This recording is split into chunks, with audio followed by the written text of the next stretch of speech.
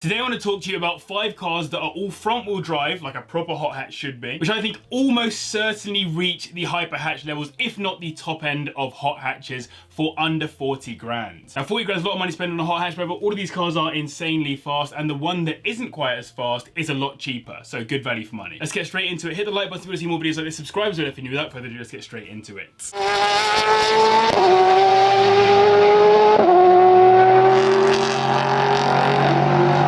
It might not have been the first ever hot hatch, but it's certainly one of the most definitive in the history of this car type, the Golf GTI. With the Mark 7.5 Golf GTI came one of the most aggressive versions of the GTI we've ever seen, built specifically to be a track-focused, handling-focused, performance-focused hot hatch, with the proper hot hatch formula obviously being front-wheel drive. I'm talking of course about the VW Golf GTI Clubsport S, which took the Clubsport formula and made it even more savage. They come with a very typical hot hatch engine though, the 2-litre turbocharged inline-4, which is actually more powerful than the one you'll find in the 7.5 Golf R, as it puts out 305 brake horsepower, taking it to 60 in 5.7 seconds, though of course none of these 5 cars are really about 0 to 60 times. Instead, the focus should be on pure hot hatch dynamism. That's why it only comes as a 3-door 2-seater, with the rear seats being replaced with a bar for torsional rigidity, and much of the sound deadening removed as well, in order to get the car's weight down. All in, it comes to around 1,360 kilograms, which is pretty light for a modern Golf, and thanks to all of these modifications, the car was able to run a Nürburgring time of 7 minutes 49 seconds, which is very decent indeed. On the exterior, you can recognize one by the small stripe, the spoiler, and the alloys in particular, so it's not super shouty about its performance, but the real benefits to this car are the extra power, the upgraded brakes, and the upgraded suspension,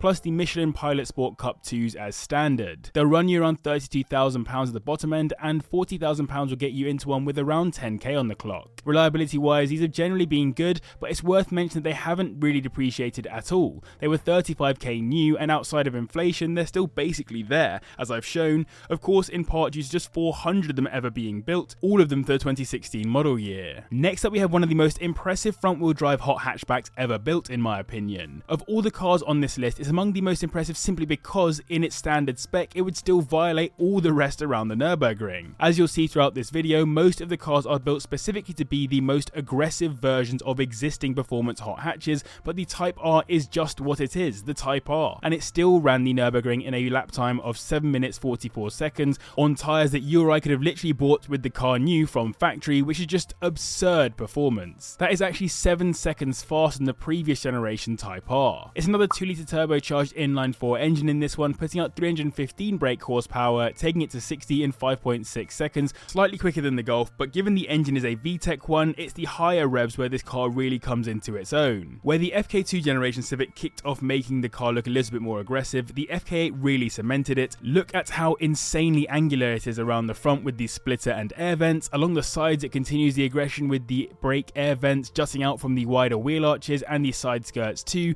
Then you get to the back with the massive wing, and you have a properly focused looking hot hatchback, and I would say hyper hatch. And then outside of that, it stays pretty true to the Type R badge with the red interior and other red features around it like the badges. It's a car built for drivers and for Type R enthusiasts. These start at around 20k, and for our 40k limit, you'll be looking at a 2021 model with around 20,000 miles on the clock. Second gear is known to grind on them, and the suspension geometry is really sensitive to being aligned correctly. Some owners have suffered cracked brake discs and glitchy infotainment too, but in general they've been okay. Next up, we have another example of a hyper aggressive version of a pre-existing performance hot hatch, built specifically to go as fast as possible on track, and even more specifically on the Nürburgring, as it was also briefly the lap record holder for front-wheel drive cars with a lap time of 7 minutes 40 seconds, 4 seconds quicker than the Type R, which is no joke. That's in part thanks to its 1.8-litre turbocharged inline-4 engine, which makes 296 brake horsepower, taking it to 60 in 5.3 seconds. Not bad at all, and the only car on this list that doesn't have a 2-litre turbo inline-4. What's crazy is that on release, the Nürburgring record specification version of this car was around £70,000, which everyone collectively thought was way too much money for a hot hatchback. Yet today, the 2024 S3 is effectively 50k with way less performance, and the A45S starts at 63k with no spec options, again without being as ridiculously focused on performance, so it's funny how with time these mindsets change. I mean, the Trophy R literally can be bought with £12,000 fully carbon fibre wheels to decrease unsprung mass,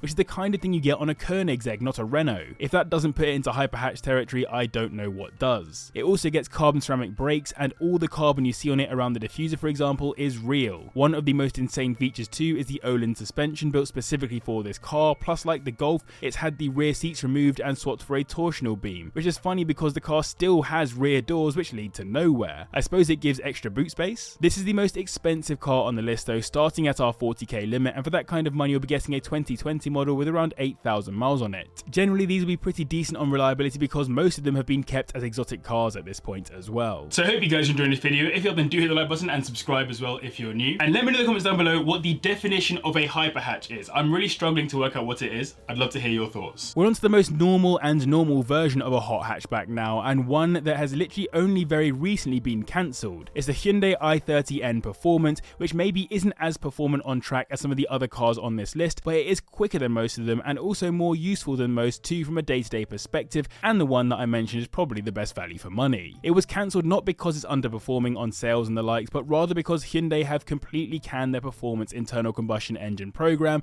in favour of committing to, in their words, zero tailpipe emissions from their performance cars. It once again comes with a 2-litre turbocharged inline-4 engine, which puts out 276 brake horsepower, the least on this list, but it'll still get to 60 in 5.2 seconds, very decent for Hyundai. Now the only thing that I think lets this down compared to the other cars on this list is its lack of more aggressive styling, considering it's actually pretty quick for a front-wheel drive hot hatch that hasn't had all of its interior stripped out to get around the Nürburgring. Hyundai could have done a little bit more for the imagination. That's not me saying they're bad looking, I think they look pretty clean, helped by the fact that the man in charge of this car's development, as I've mentioned before, was poached from BMW's M division, so owners of the i30N will spot some similarities between this and the M135i as an example. But probably its party piece is the E-diff, which is super important for ensuring this car is one of the more dynamic cars on this list. To get into one of these you'll need to spend around 18k at the bottom end, and for 40k you'll be basically getting a brand new 2024 one, so spend a lot less and don't front the depreciation yourself. Plus, if you get one from the last 5 years, you'll benefit from Hyundai's 5-year unlimited mileage warranty, which is a massive bonus, and outside of some basic recalls and silly failures, they have been proven to be pretty reliable. Taking the top spot is a car that actually didn't really get the best reviews on release, but remains one of the more aggressive looking, aggressive handling hot hatches available, and the only one on this list that will get to 60 in under 5 seconds. It's the Mini Hatch John Cooper Works GP3. It's supposed to be Mini's closest offering to a hyperhatch, though in reality one key reason why it's not done so well is that it doesn't feel like other Minis. Rather than being focused on being fun and dynamic, it's focused on being fast and looking like a hyperhatch should.